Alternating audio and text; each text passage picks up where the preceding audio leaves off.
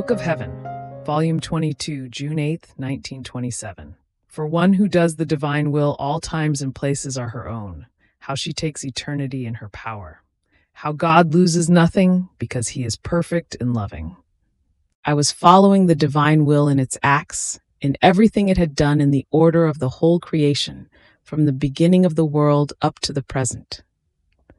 But while I was doing this, I thought to myself, what is past is not in my power.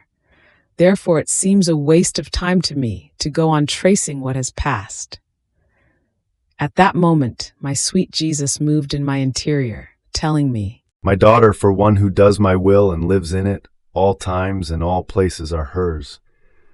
My supreme will loses nothing of what it does, and with its own unique power, it does the act and it preserves it within itself, intact and beautiful, just as it did it.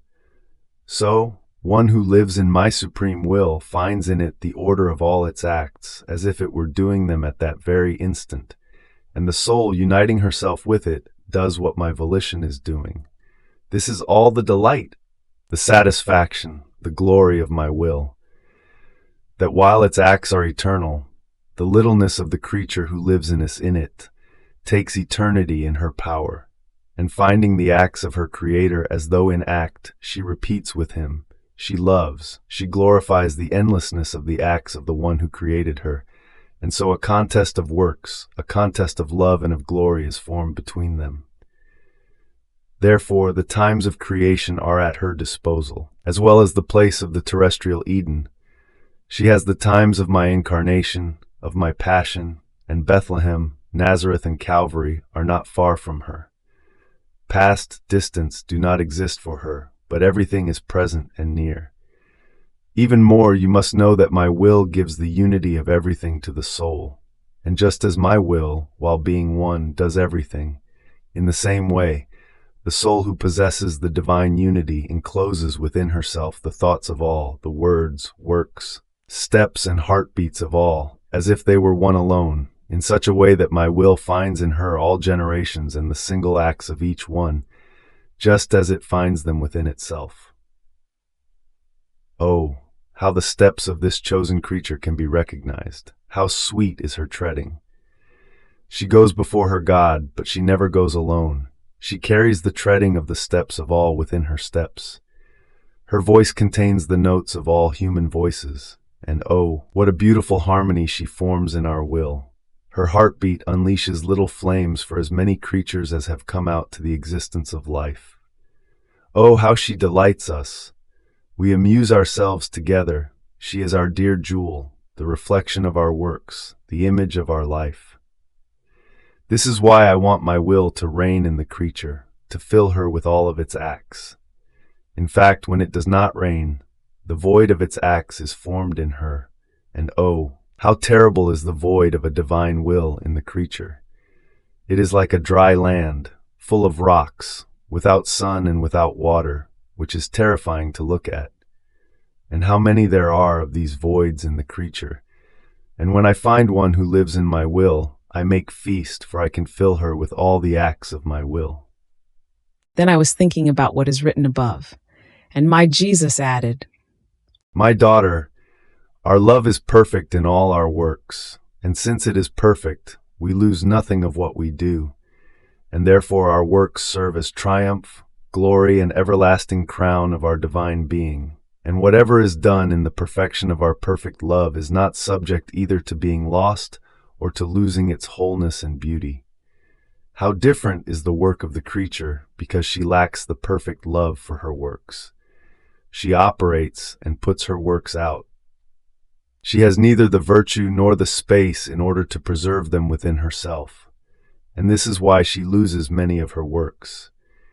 And since they lack the life and the love of the one who has formed them, the human works do not have the virtue of remaining beautiful, intact, and ever new, just as they were made. Therefore, with the soul who lives in our divine will, we delight in showing her all our acts, which appear as though being all present and in the act of being done. And we say to the soul, repeat our act, so that what we do, you may do as well, so as to place the act of the Creator in common with the creature. It happens as to someone who possesses many beautiful things, but keeps them under lock and key in separate rooms. No one knows that he has so many things of varied beauty. Now a second person wins the favor of the first one.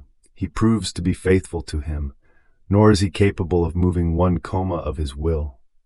He captures the heart of the first one, who feels his heart crack, because his love toward that person leads him with an irresistible force to show him the goods he possesses and the variety and rarity of so many precious things. Therefore he opens the secret rooms and says to him, I feel divided in love if I do not make you aware of my secrets, if I do not let you see what I possess, so that we may enjoy and possess together. Those things seem all new to the second one, because he had never seen things of that kind. But for the first, those were ancient things. The same happens for one who comes to live in our will. The doors are opened, our secrets are revealed, she is made aware of all our most beautiful works. To keep secrets with her, to hide our acts, would be a weight upon our heart. It would be as though keeping her like a stranger. Oh, how this would afflict us. In fact, true and perfect love admits neither secrets nor separation of works and of goods. On the contrary, what is mine is yours, what I know, you know as well. Even more, you must know that my will forms the echo of its works, of its love, of its word, in the soul in whom it reigns, in such a way that, on hearing its echo, the soul repeats the work, the love and the word of the divine fiat.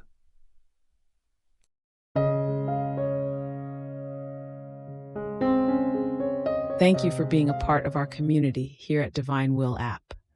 If you enjoy listening to Jesus' lessons on how to live in the divine will, please give this video a thumbs up. Your likes help us reach more souls yearning to live in the kingdom of the divine will.